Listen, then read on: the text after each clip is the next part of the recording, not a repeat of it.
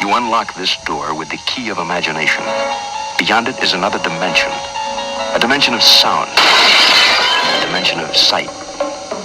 A dimension of mind. You're moving into a land of both shadow and substance, of things and ideas. You've just crossed over into... All the things I've seen, all the things I've discovered, but not for much longer.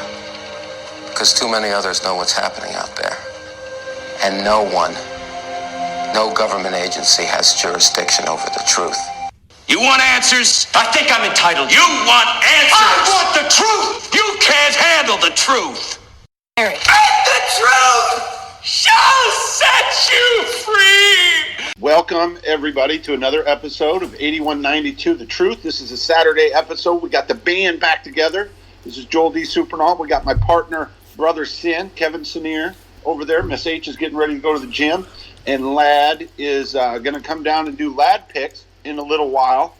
First off, Sin, let's get to you, brother. Yo. Pretty hectic weekend, huh? Indeed, I am in the middle of packing hell, packing up my house, getting everything ready to move this week. It's crazy. Now, your older kids, your older girls, do they know what's going on? Oh yeah, they get it. Absolutely. They get that you're moving. Yep. How about little Chael? Not a clue. He doesn't care. He doesn't. He just feed me, put me somewhere to sleep, and give me attention. Yep, absolutely. And you got 15 dogs. I have 2 large dogs. Yes, I got an English. What kind of dog? I have an kind of dog you got? An English Mastiff that's almost a year old, and then I have a Great Dane Mastiff mix. Okay, so Sin, this moving is how many times have you and Sister Sin moved since you guys have been together? Oh Lord. Okay, so. Well, we moved out of my apartment. I moved in with her about 4 or 5 months after we started dating. We lived there for 3-4 months, finished out her lease. Then we moved into a house for a year. Then I got promoted. We moved down to D.C. into one house. Then a year later, we moved into a bigger house. Then a year later, we moved back to Ohio. Then we moved again a year and a half ago, and now we're moving again. So this is... Let's see, 1, 2. This is like number 6. 6 in 7 years. 6 moves in 7 years. Okay, but is this the second? Time? This is the last house. Yes, this is the last house. But the last house was the last house too, correct? No, this one was intended to be like a 4 or 5 year house. That's why we built new. Just because we thought it would be easier to sell than in a couple years because it would still be newer. But the plan was to build this one, live in it 4 or 5 years once all the kids were in school, and then move south. Either move to Florida or possibly down to Texas or out to Nevada just for better weather. But I think we have since decided we're just going to hunker down here and get vacation home instead. So. All right, so we will talk. We don't want to jinx what's going on right now. I'm very, very superstitious. But next week is when The Godfather gets his due. The next week is when Brother Sin hails the almighty Godfather. So I just want to throw that out for a teaser. Hey, Sin, do you know our brother Brew Chance? Yeah. Okay, so I want to pub him real quick. So Brew's a shaker and a mover, and I talked to him a little bit ago when we hit the charts. It was pretty exciting, and he said he's going into business for himself, and he just sent me a sample. So what he has is he has a company called Nosco, Nocoe. Powers, apparently, very much like Sid Vicious rules the world, Nosco powers the world. And what he has come up with is a sugar-free, natural energy, non-bitter caffeine. Non-bitter caffeine. Oh, Miss H ain't going to drink that. Okay, so no caffeine, non-bitter caffeine. No, not coffee, non-bitter caffeine. So a natural energy drink. And I'm gonna try it because Brew Chance is a friend of the show. And apparently, according to this package, NOSCO powers the world. Did you know that NOSCO powers the world? I know that now. Okay, perfect. So is this Perfect. I'm looking at, is this the no carb company? Is that what it says? Is that the drink? Because you Google it, it pops right up. Yeah, very cool. Looks like you're on point. It's got a variety, you're on of point drinks. Today. You are on point, my brother. 180 milligrams, BCAAs, absolutely. Very cool. All right, good for brew. Now yeah, and it's actually NOCCO. Yep. Let's talk about a little disturbing information. I hate to talk about the dark side, but sometimes it matters. Yeah. You know. So we have the school shooting. Yep. The big one. Now since then there's been all sorts of other stuff going on. And now I never took this as a gun control issue. I took this as a safety issue from the very start. As a matter of fact, before, I think the very next night I came out and I was like, common sense has to prevail. So the shootings in Florida got all the attention. Was it a day or 2 days later at your daughter's middle school, 11-year-old kid comes to school and he shoots himself? Yeah, just a couple days later. Yep. Okay, now I saw that you mentioned just 2 days after that, or the next Monday when you brought your daughter to school, you were like, there's nothing that's changed. There's no security here. There's no security whatsoever. It was very odd that, the first couple days it was all the panic and we need to fix this and fix that, which was great. But then, shortly after, it seemed like things had died down so quickly that I took her in the morning, and, I didn't look like trouble, but you never know somebody's intention. Yeah, I walked right in the building. They didn't ask who I was there for, what I was at the school for.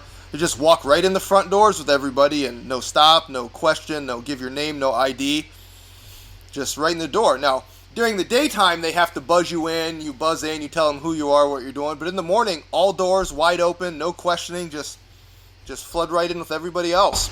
So it was very odd how quickly the high tension, super security quickly backed way off. It was just back to normal. Not only that. Now I thought it was interesting that your daughter went to school the very next day. Yep. Now the news. Now you sent me some news yesterday, which was shocking to me because, as it appeared to everybody, the young boy came to school, went to the bathroom, and shot himself. Yep. What was his intention? So they have since released, and it's been on, all the Cleveland news and all the papers, so it's not, fabricated. This is the truth. The young man, the 11-year-old, had a variety of notes stemming from a month ago that each day he was putting different notes. He had a whole plan where it was intended to be a mass shooting, that he had notes in there how he wanted to be remembered. He would go down as a stain on American history. And these people would never forget who he was and what he was here for as an 11-year-old. So his intent was to go in and have a mass casualty school shooting. He had put in there how he must have Googled and looked up the names of the Columbine people and how they were, they had the right idea and how he was going to make them proud. And very disturbing for a child of that age. So in the way the situation went down, it comes to seem that maybe he didn't intentionally shoot himself, because he had the gun and he was walking into the hallway. Somebody saw him and bolted in the other direction, shouting to alert teachers or authorities. So it seems like maybe he ran into the bathroom to either try and reconceal it or do something, and possibly shot himself by mistake. So it wasn't an intended suicide, because there was no suicide note, nothing like that. So it appears. Okay, so there's a hero in this story. There's a little boy that saw it and scared him. Yes.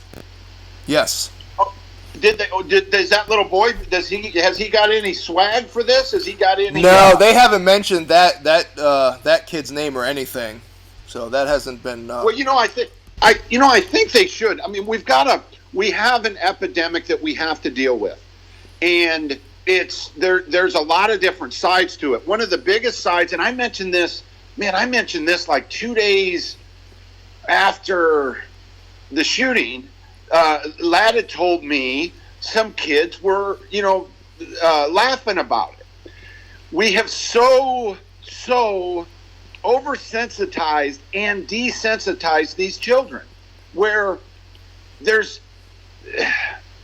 everybody wants to be famous. This is why social media has came to a need, and that need is for all of us, including the two of us, me and you, that we have an inherent want to be famous in one manner or another. Now, that fame, and the reason Facebook exists, is that fame doesn't have to be world famous. It can be in your little group. It can be in your little group, and that's why everybody does Snapchat and this, that, and other. But the bigger part of it is these kids don't understand that this is real, that this is a real thing. More importantly, just like that happened in your school and nobody did anything. I watch. We call them the spinners. And there, there's a feeding frenzy every day on Trump's presidency, but it only, whatever story they're on, only lasts a day, and then there's another story. That's the same thing with the school shootings. Okay, it's going to die down. It's going to die down. It's going to be out of the public's eye here in a second, bro, and it's going to happen again. Why? This is a question I have. I said I want to do something about it. I said I hope I do something about it. You've said the same thing. Why aren't we as parents more pissed off? Why don't we want to protect our children more than we seem to be doing? Yeah, that's a good question. I don't know. To me, it's almost at a loss. I mean, I know once my kids get that age how I intend to parent them, how I plan to be involved, be nosy, do all those things that it seems like so many parents are not doing these days. Beyond parenting them, I'm almost at a loss to what really do we do? I mean, they have to go to school. We can't privatize everything. They have to be exposed to the world. They have to go out to the schools. I mean, they have to be. I'm almost at a loss of how we can ban guns, and that may help. I'm not saying I'm for it, but that may help. We can put in security measures. But yeah, at some point, it is likely to happen again because of the way we've publicized so much of it. But what can we do other than, keeping our own kids from being that person? Not every parent is going to be willing to do that. So what do we do? What do we do as parents to insulate and protect our kids? I've got some ideas that aren't as strong as the president's, where he wants to arm the teachers. I think that's just a bad idea. Yeah, that's a big mistake. Maybe certain ones, or just have armed people like they have the air marshals, the plainclothes air marshals on plane.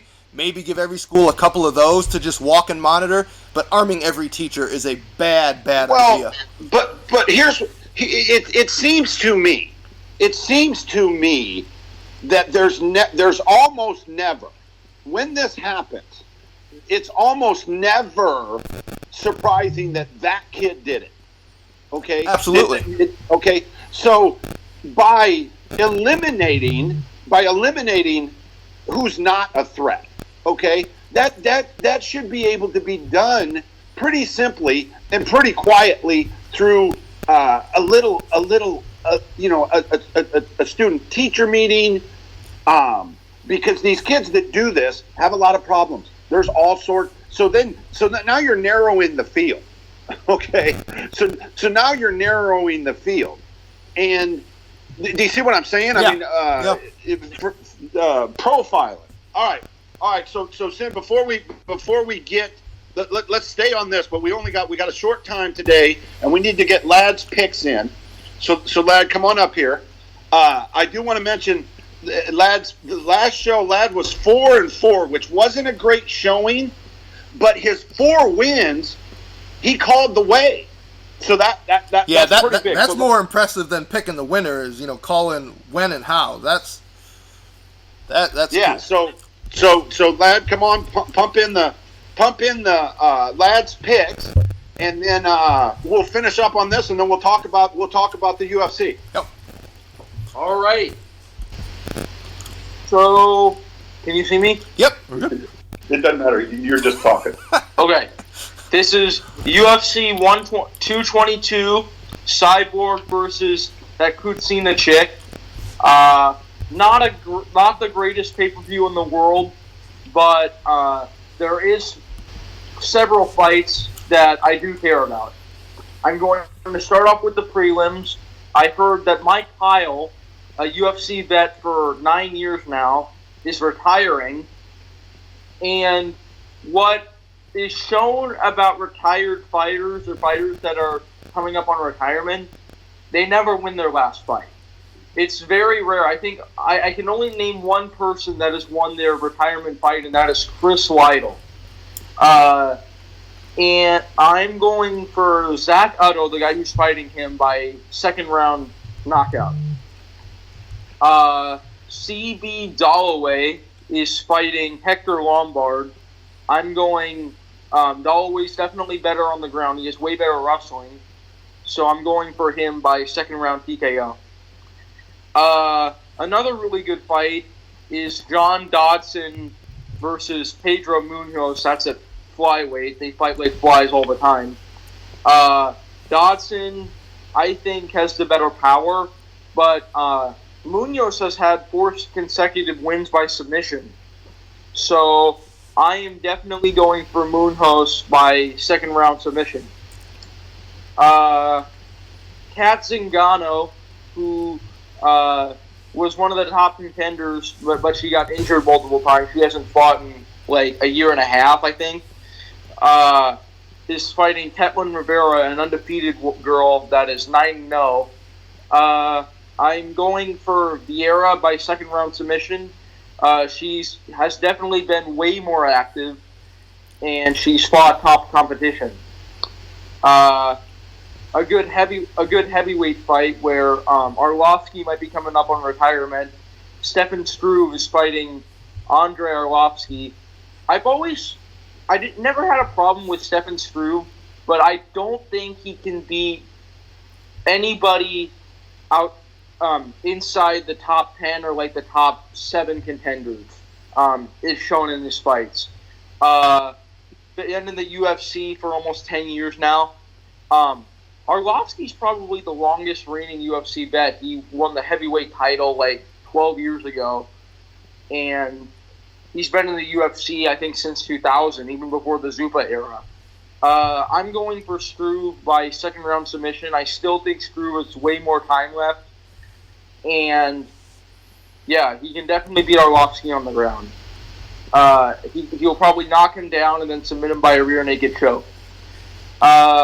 This has been a really tough pick for me, the co-main event, surprisingly, because me and my dad have always been Frankie Edgar fans, but Ortega, he's undefeated, and he's shown to be very sneaky. He's shown to be losing fights against top competition and then submitting them in all kinds of different submissions. I've never seen a guy... At one point, he had like 4 consecutive third round stoppages. He just stopped Cub Swanson in the second round a couple months ago. But Edgar is so tough, and Edgar is definitely, I think, has the advantage in the wrestling. And stand-up is pretty even, but I do give a slight advantage to Edgar. This has been really tough. I was struggling on this pick for a minute, and me and my dad are riding with Frankie all the way. I'm going Edgar by a close decision, 29-28, all cards. Finally, the main event, which is not that great, but Cyborg's fighting. That Yana Kunitskaya chick is apparently from the Soviet Union, has a solid 10-3 record. But Cyborg is definitely more experienced. She proved that against Holly Holm.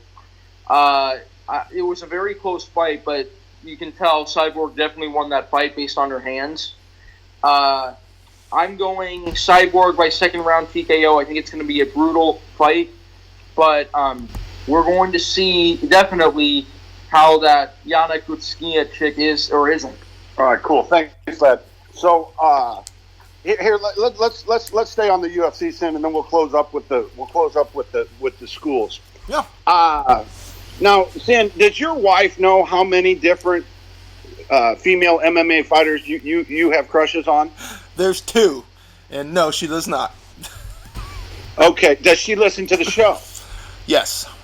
Okay, good. So let's go ahead and break the news. So we have Claudia Gadelha. Yeah, Gadelha. Okay, so we have her, and now you have a new one, Mackenzie Dern. Yes, Miss Mackenzie. So Mackenzie Dern and Claudia on top of the building. You can only save one. Which one is it? Oh, that's a good question. Mackenzie. Okay. Now, I'm going with Hot Chick tonight to beat Cyborg just because it's the biggest, quite possibly the biggest underdog ever in a championship fight. So you couldn't bet Cyborg. What's it, plus 1,600? You have to bet, $160 to win 10? Yeah.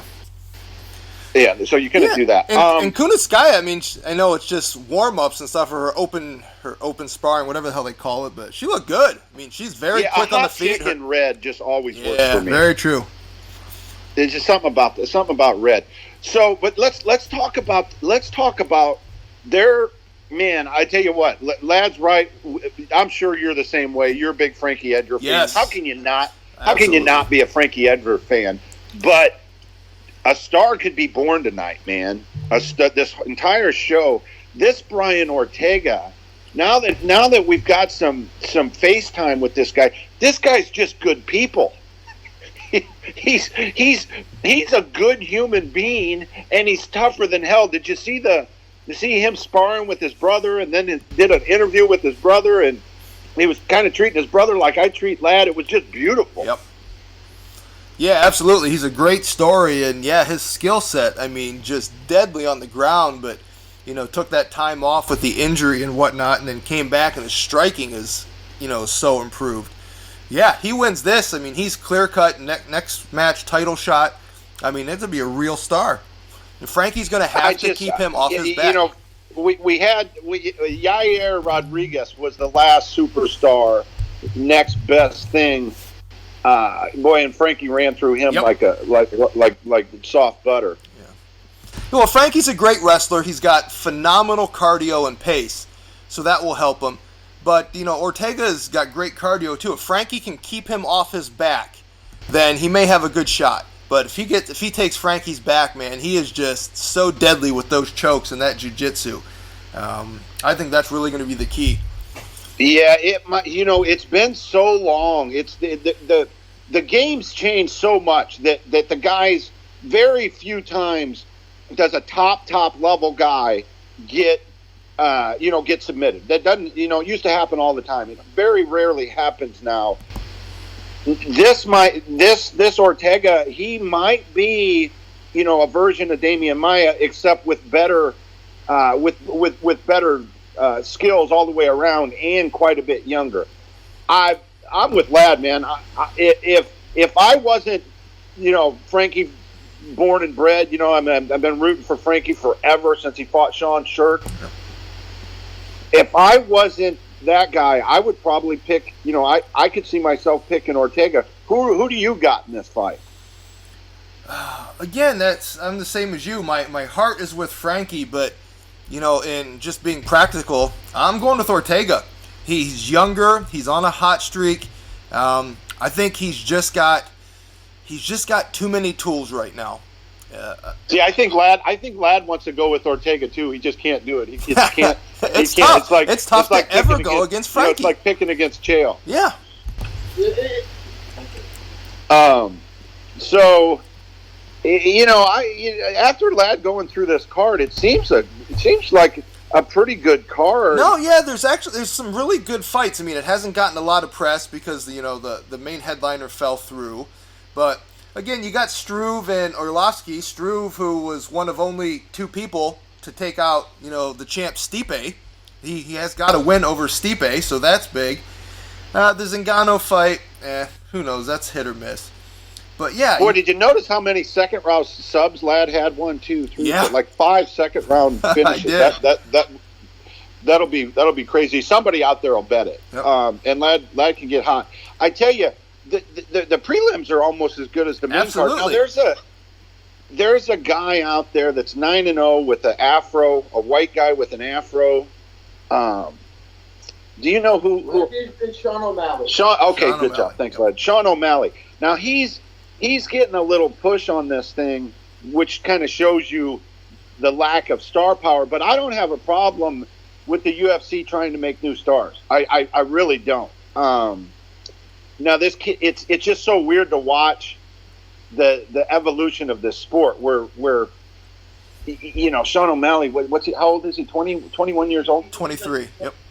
20. Okay, since that's 23. So there's a whole, like Jake Smith. We had Jake on. We had Ricky Simone on. This whole new evolution of fighters. It's weird to me that that they're coming in an entertainment era. That would have never played back in the Matt Hughes days. A guy coming in and with all that swag. That just would have that would have been weird. Yeah, that would have been weird. And now it's not weird. Now it's an entertainment industry. I want to back up for a second because we haven't had you on for a minute. I want to talk about the Jeremy Stevens fight with what's that guy's name? Josh Emmett. And my feeling on it was the ref doesn't call an illegal blow. Move on. Yeah. Had he not thrown a knee, we're not even talking about this. And that knee's not what put him on Queer Street. Those elbows from the next position is what got him. What did you see that fight? Yeah, I agree. That wasn't the the nail in the coffin factor. The ref didn't call it, and even in the replay, I couldn't tell for sure whether it landed. Well, again, illegal. Whether it lands or not, it's illegal. It's intent. Yeah, but it's only illegal if they call it right there. Yeah, you can't. Yeah, there's no instant replay. Yeah, you can't go back after the fact. Yeah, how many times? Ladd is a firm believer that Randy beats Brock if Brock doesn't grab that fence in the first round.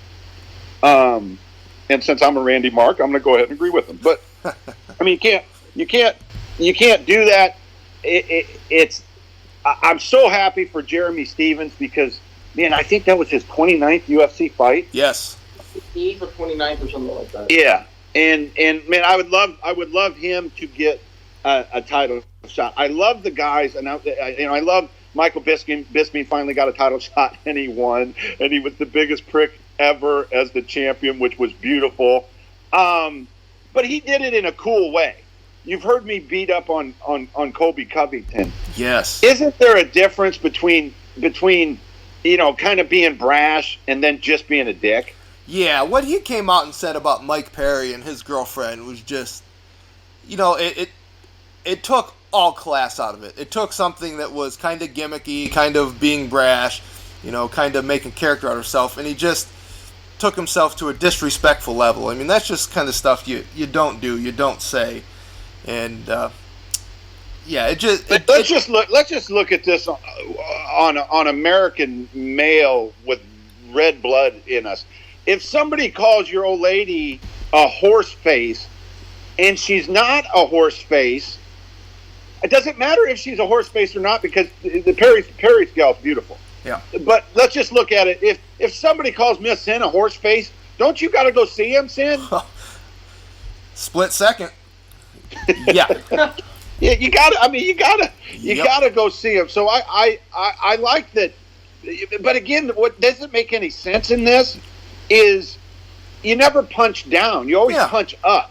Absolutely. So for Covington to throw blows at Perry just didn't make any sense. No, it's an unranked fighter who just lost. So it's not like, he's not coming off a win. It's not going to gain you anything by punching down. You're absolutely right.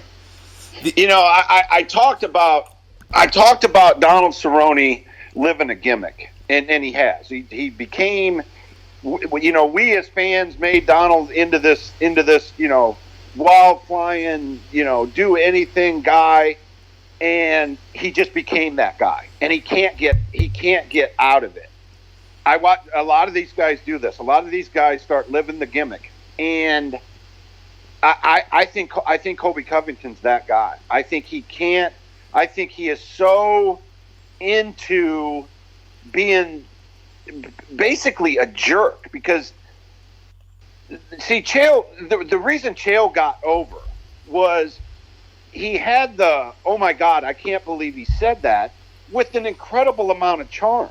Absolutely. Now, so Covington's doing, a bit, Chael's bit to a degree, but the level that he's taken it to is just being a jerk.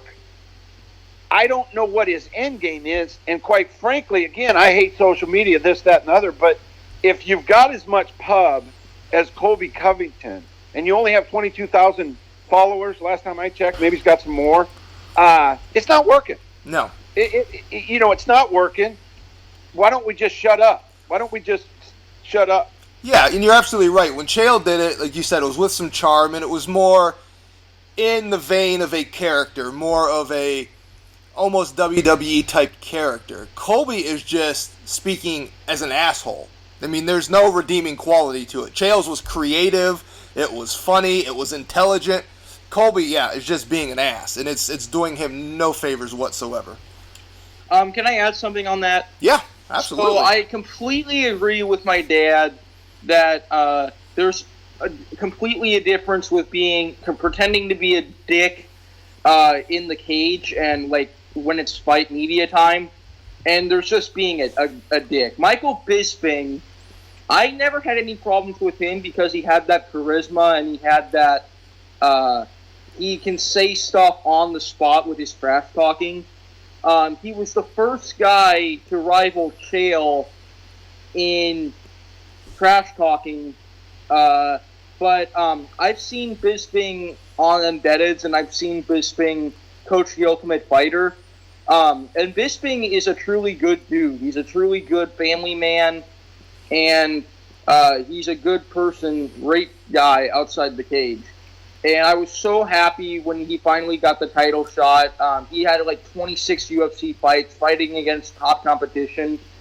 And he won in a way that I thought would never happen, by first round knockout. And me and my dad were just screaming. But Colby Covington, he does not have any charisma. And he's mad at the fact that he doesn't have any charisma because he's just being a dick. When he called Brazil a dump, and when he just is being a jerk to everybody on social media, it's like a 13-year-old. It's like some kids at my school are more mature than Covington is. And when he just freaking gets into fights with Verdum and just, I was just like, oh my God, he's a joke. I'm never going to be a fan of him. Even when he's a good fighter, but he's not a good person. Thanks, lad. So yeah, with that, it's just like, here's the thing I wonder, and Chael wouldn't admit to it because that's Chael's boy. He used to coach him. As a matter of fact, Chael told me, when Colby got into the UFC, this guy's going to be great. He's going to be absolutely phenomenal. So, Colby went along very much like Chael, with winning a bunch of fights and not getting any recognition, and then he started in on this Chael's bit. He started on Chael's bit. He's messed that bit up so many times. Do you think Chael, in the big brother position, needs to say, "Hey, Colby, come on, we've got to. You've went off script here, and it's not working out for us." Yeah, absolutely. I think that would definitely do him some good. If Chael gave him a little coaching on his gimmick, because he's gone way off script, and it's because at this point, let's just say he does. Let's say he wins the world title. What does he gain by being that big of a jerk? Yep. Because it's not. There's no charisma there. It's just I'm just a really, really bad person. Totally. So anyway, he got too much shine. Chael says that I'm marking out for it. Yeah, I'm marking out on how bad he butchered the gimmick. So what do you see? What do you see in the landscape of this UFC? You haven't been on in a while. I keep saying that the Bellator. Oh, okay. I know what I wanted to talk to you about. So Tito comes out and makes a beautiful fight for the UFC, which is Chuck versus Tito. He hand delivers it to the UFC, which means Tito has that ability. He could go sign that fight. It was a jerk move because Bellator can do that fight. Bellator will probably end up doing that fight. But why on God's green earth does Dana White not want to make that fight? That's a huge fight. You've already gotten into the entertainment business anyway with this Mayweather Conor boxing match. You've got into entertainment business with CM Punk fighting. That's a huge fight. Why wouldn't the UFC make that fight? And I hate when Dana says, I love this guy. He's my friend. I don't want to do it. Well, dude, you love that guy, but he's broke. I mean, Chuck ain't coming back to fight if he ain't broke. There's no way. And in the evolution of fighters, this is what happens. Whether it's boxing, professional wrestling, or now mixed martial arts, now we're getting our second generation. Now we've had one generation, now we're coming around to the new generation. That first generation is going down the same path, which is losing all of their money. They made fortunes, and now they lost it. That's just human nature. It happens in everything. Happened to me, happened to a lot of people. So why doesn't Dana make that fight? I don't know. You're exactly right. I don't see the downside to it. Unless he's got some beef with one of them for some reason, which I haven't seen. I don't know. It's a great card. That would sell a lot of pay-per-views. Absolutely. It's that'd do 8 to 1 million. Oh, absolutely.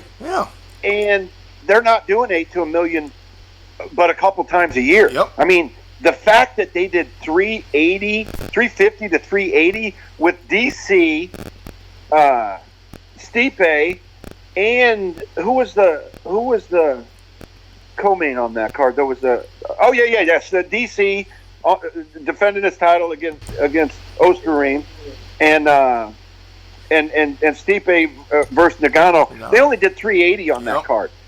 Randy used to do 380 way back before this sport was even half of what it is now.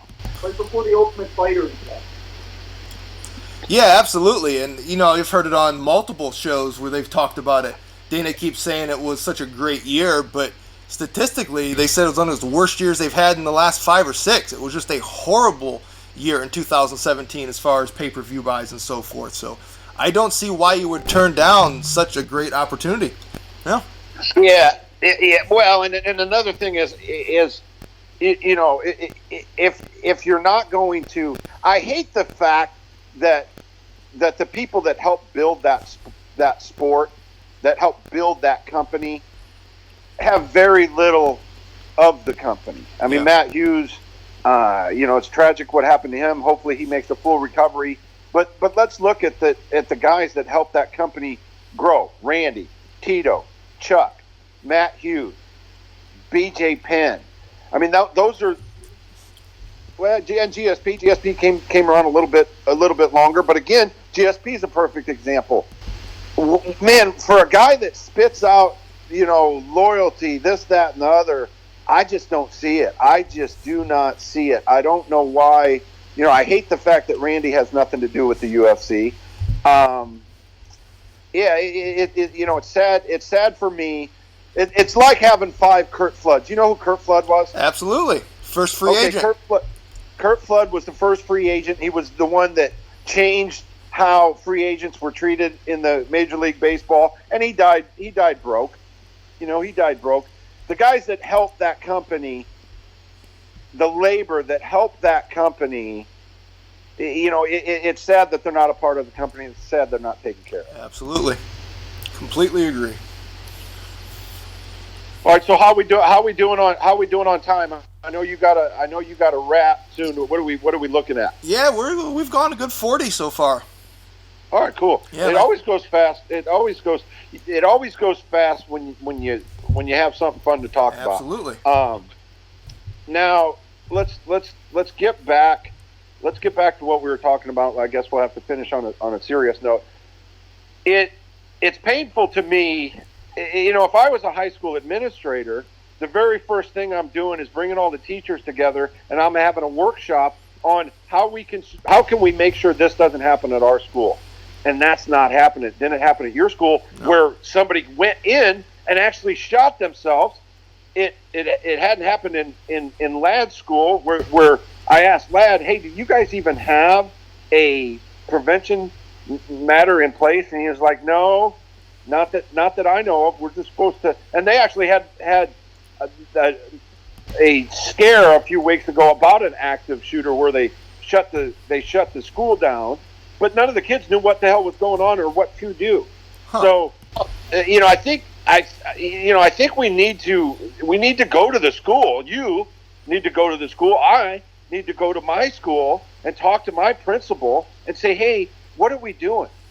What are we doing? I know it shouldn't happen here, but it shouldn't happen in Parkland, Florida. And for God's sakes, it shouldn't happen in outside of Cleveland, Ohio, at a middle school. Again, this is a white upper class, middle upper class neighborhood. Yep. That's where it always happens at. Yep. Yeah, they've got to, like you said, they need to workshop some things. They need to be more proactive in, like with anybody else with races, the profiling thing has gotten such a bad stigma. But they need to do a better job of profiling some of the kids that seem a bit withdrawn, kids that seem sad, kids that seem not interested in things going on, because that's a lot of what it is. The kids that are being bullied, the kids that are separating themselves or, being stuck off alone. They need to do a better job of profiling and being proactive in whether it's reporting to counselors, being more forthright with reporting to parents. They got to stop feeling bad about saying, that kid doesn't seem right. We need to be more proactive. Well, yeah, and then I'm in a situation with Lad where Lad's a hero. I mean, he's made it through the autism spectrum, but as a freshman in high school, like many kids,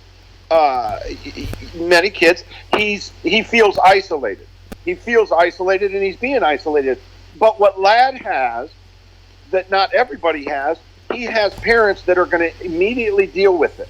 Yep. Immediately gauge where he's at on a at least a week-to-week basis, if not a day-to-day basis. The kids out there that don't have that parenting, and you can bring two parents and a 14-year-old kid into a room and talk to them for 15 minutes. You're going to be able to tell what kind of dynamics going on there. Absolutely. Okay, so the profiling is exactly what needs to happen. We need to profile and clear a certain, the 98% of the kids that are in our schools. That now leaves us 2%. Now, how are we going to make sure? How are we going to make sure that these kids have a better opportunity to feel included, that have a better opportunity for success? If they need mental help, we're going to get that to them. I mean, mental health is a huge. Nobody wants to deal with it. It's the ugly girl in the room. Nobody wants to deal with that. And at the end of the day, nobody in their right mind will shoot up a school and murder innocent people. That's not something a sane person would do, no matter how upset they are, no matter how much bullied they are. So I think it always gets back to we have a mental problem, we have a mental situation that we need to deal with for the community and for the child and for the young adult. Yeah, absolutely. And from what I've been talking to people and hearing, most of the teachers agree that's a major problem. There's just not enough resources, whether it's counselors or external resources coming in to provide ongoing counseling or mental health help to students that may even ask for it. It's just not there. And they say the guidance counselors have so much other state mandated stuff to do that the actual counseling and guidance is just not there. So there definitely needs to be more intensive approaches to dealing with mental health in the teenage student body. Absolutely. Yes, I'm going to add something on that. I think since all these instances of kids trying to school shootings and kids trying to murder each other and the stabbing and all that, I think it should be a law in schools where any kid must go to a counselor at least once or twice a year, no matter if they don't have mental problems or not. Every kid should get called down to the office, like at lunch or something, and just ask, hey, how are you doing? What's your state of mind? And if they have problems, well, they need to have sessions with all counselors in the school at least once a week, if not more. I think that's a great idea, lad. Yep. And I think there needs to be way tighter securities like in airports or something, where they check like the kids' backpacks and stuff. And if there's like a knife there, automatic expulsion or suspension. The big problem with that right now is cost. But what are our kids worth? You know, what are our kids worth? I always get back to the fact is these are all upper class, these are all middle upper class areas that it's happening in.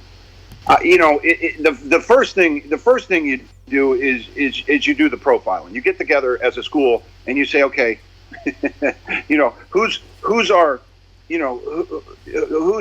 wild childs here, and who was our wild childs last year and the year before, or all of the kids that quit going to school. The kids that quit going to school as a 16-year-old, they got problems, man. They got problems at home. So my big thing that really basic gun control. I'm not trying to take anybody's gun away, but I don't think anybody needs an AR-15. You got to be 21 to get a gun, and you can't have mental illness and get a gun. And let's get our schools secure. Let's go. Let's try. I'm going to try, Sin, this week. I'm going to try to make my way to West Lynn High School and just ask the question, what are we doing to make our kids safe? Just one simple thing. I think I want to come back, and I want you to do the same thing. I think as a show, let's at least ask the question. Let's at least go and say, hey, what are we going to do? Absolutely. I think that's perfect. That's step one. Just ask. All right, Sin, lock her down. And then we've got to come on. When do you get? We've got to come on together for sure when you get the keys, because I just can't wait. That's so very little time on this earth that I get to be the cool guy. So that's getting ready to happen. Sin, you go ahead and close it up, guys. Check out Lad's picks. He's got a lot of second round submissions. I think that might be. He did a great job. I think that might be because he just woke up about 20 minutes before the show. But I'm going to ride with Lad like I always do. Peace, everybody. Peace, baby. All right, guys. You heard it.